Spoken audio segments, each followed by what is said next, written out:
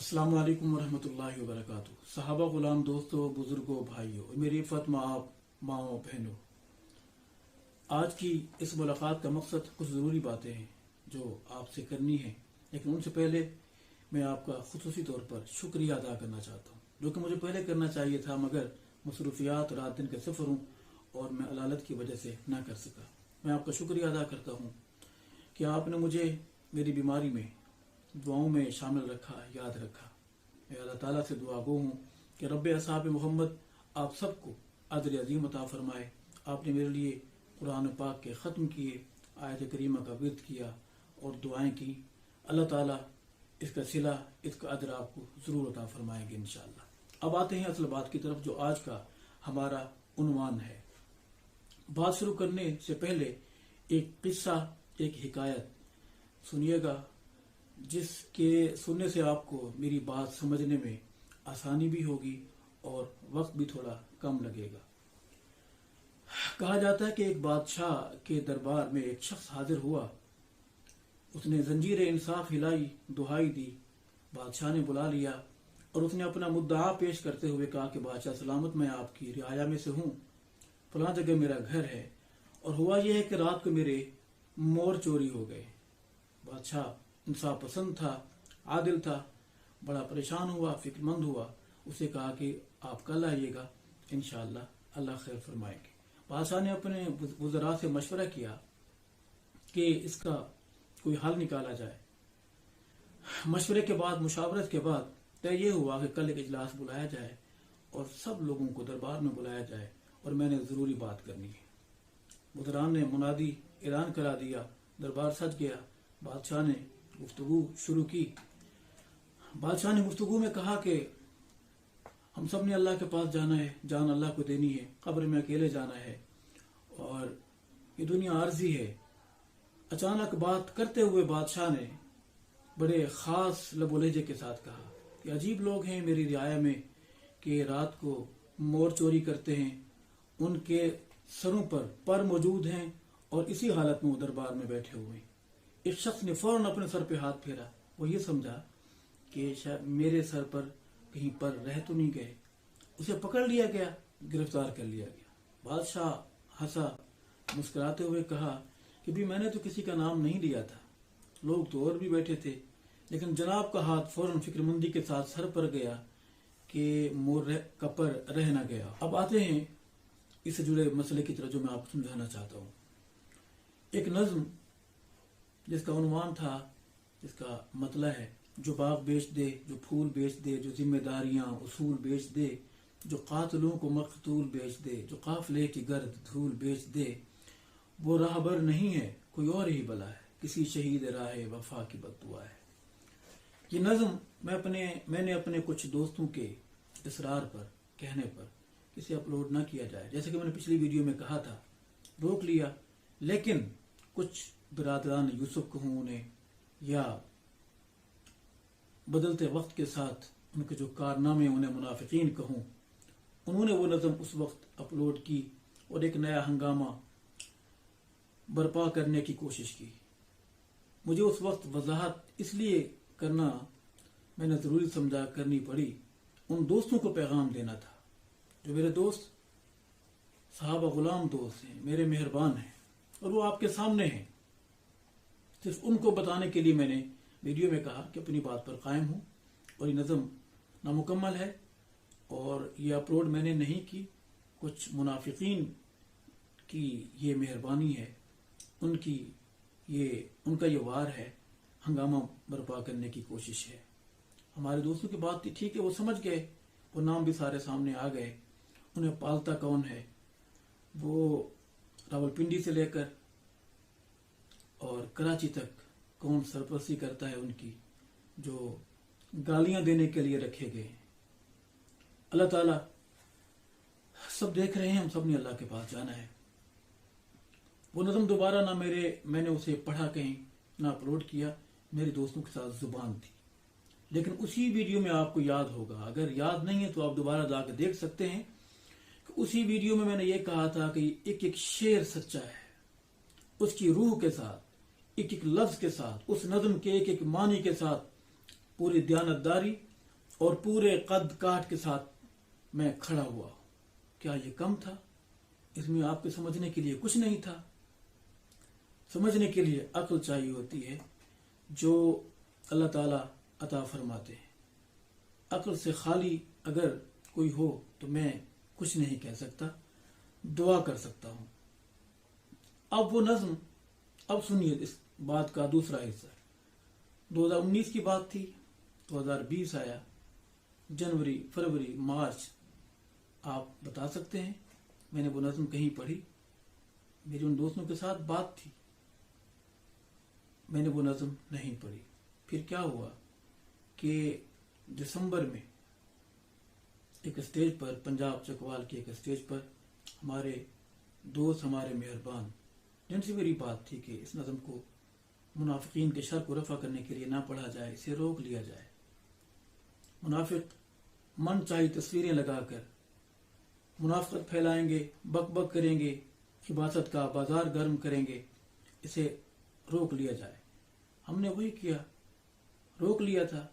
آپ پورے سال میں دکھا سکتے ہیں؟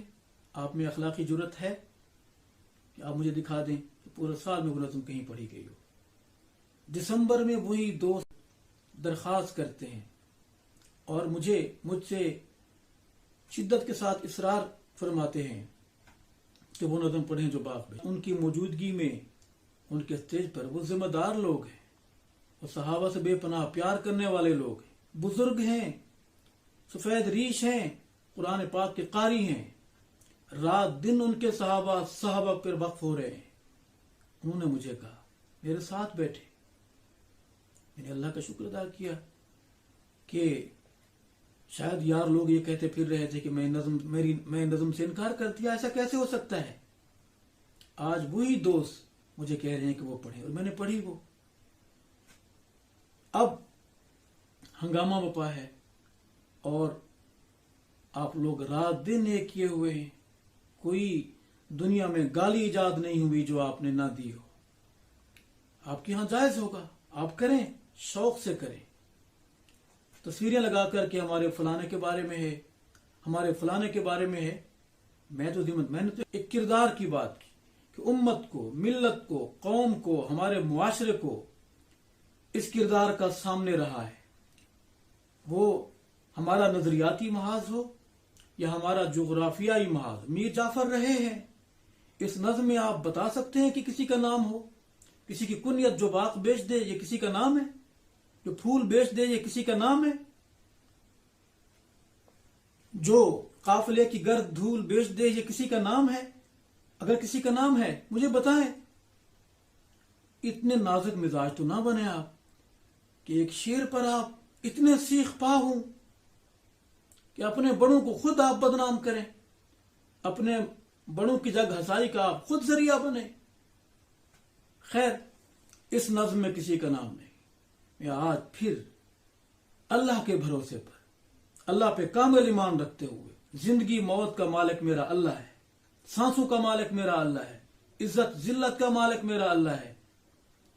میں جس وقت یہ ریکارڈ کروا رہا ہوں، میں اللہ کو حاضر ناظر جان کر اس پر کامل ایمان رکھتے ہوئے کہتا ہوں کہ اس نظم کے ایک ایک شعر کے ساتھ، ایک ایک پیرائے کے ساتھ، معنی مفہوم کے ساتھ، پوری قوت، اللہ کی دی ہوئی پوری توفیق اور عطا کے ساتھ، پورے قد کاٹ کے ساتھ کھڑا ہوا ہوں۔ ایک ایک شعر سچائی ہے، سچ ہے، صرف بات کردار کی ہے۔ سننے کا حوصلہ کیا کریں۔ آپ ماں بہن کی گالیاں دیں، یہ تعلیم ہے ہمارے اسلام کی؟ ہمارا دین، ہمارا اسلام ہمیں یہ سکھاتا ہے کہ آپ دلیل کی بات کرنے کی بجائے گالم گلوچ پہ اتر آئیں۔ آپ نے جتھے رکھے ہوئے ہیں، ہمارے علم میں ہے، ہم کمزور لوگ ہیں، ہم ناتواں لوگ ہیں، لیکن ہمارا رب ہے، ہمارا اللہ ہے۔ ہم قبر حشر پہ ایمان رکھنے والے لوگ ہیں، ہم مادیت پہ ایمان رکھنے والے لوگ نہیں ہیں، ہم نظریات کے غلام لوگ ہیں، ہم صحابہ کے غلام لوگ ہیں۔ ہمارا سب کچھ صحابہ ہے، کچھ نہیں کمایا ہم نے، قبر روشن کرنے کا انتظام کیا ہے ہم نے۔ ہمیں یقین ہے کہ ہماری قبر روشن ہے انشاءاللہ الرحمن، ہماری قبر انشاءاللہ روشن ہے، ہمارا خاتمہ انشاءاللہ ایمان پر ہوگا انشاءاللہ الرحمن۔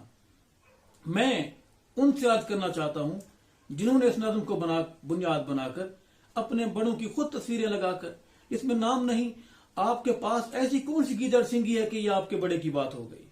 اس نظم میں آپ کے بڑے کا نام لیا گیا ہے، آپ کا کنیت استعمال ہوئی ہے، کوئی اشارہ استعمال ہوا ہے، یا پھر دوسرا رستہ ایک رہتا ہے کہ آپ سمجھتے ہیں کہ ان اشعار کا جو کچھ اس میں کہا گیا ہے اس سے مراد فلانا ہے، آپ دیانتداری سے اس کو سمجھتے ہیں، وہ آپ کے ضمیر کی آواز ہوگی، وہ آپ کے دل کی آواز ہے کہ اس سے مراد تو ہمارا فلانا ہے، یہ شعر تو ہمارے فلانے پر فٹ آتے ہیں، یہ اوصاف، یہ ساری چیزیں تو اس میں پائی جاتی ہیں۔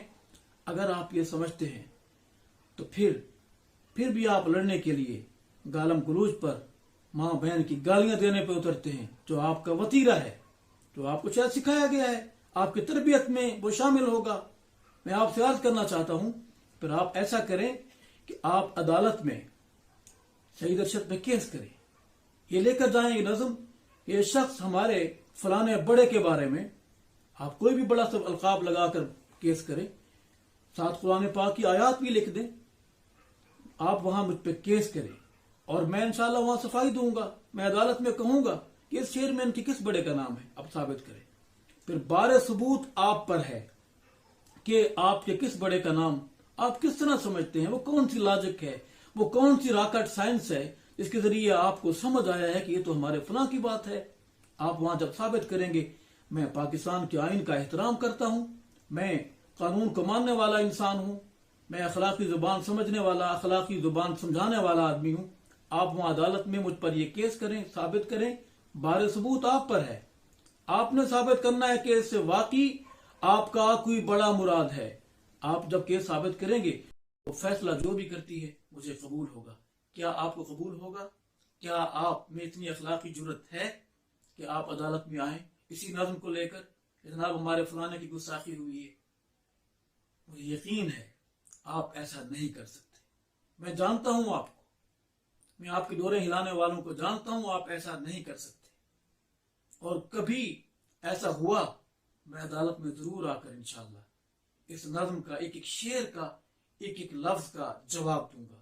آپ سے ایک بات کرنی ہے آخر میں کہ بقول آپ کی اس نظم سے مراد آپ کا کوئی بڑا ہے، جس کو آپ اپنا بڑا کہتے ہیں، نام کے بغیر اگر آپ کو یہ سمجھ آ جاتا ہے کہ اس سے مراد کوئی اور روئے زمین پر ہے نہیں، پنجاب، سندھ، بلوچستان، KPK، کشمیر، دنیا بھر میں کوئی اور ہے ہی نہیں، ہمارا فلانا مراد ہے، تو کیا میں کہہ سکتا ہوں کہ آپ سے بڑا الو، آپ سے بڑا احمق، آپ سے بڑا خبیث فطرت انسان کوئی اور نہیں ہے کہ آپ بقول آپ کے آپ یہ سمجھتے ہوئے پھر بھی غراتے میری طرف ہیں؟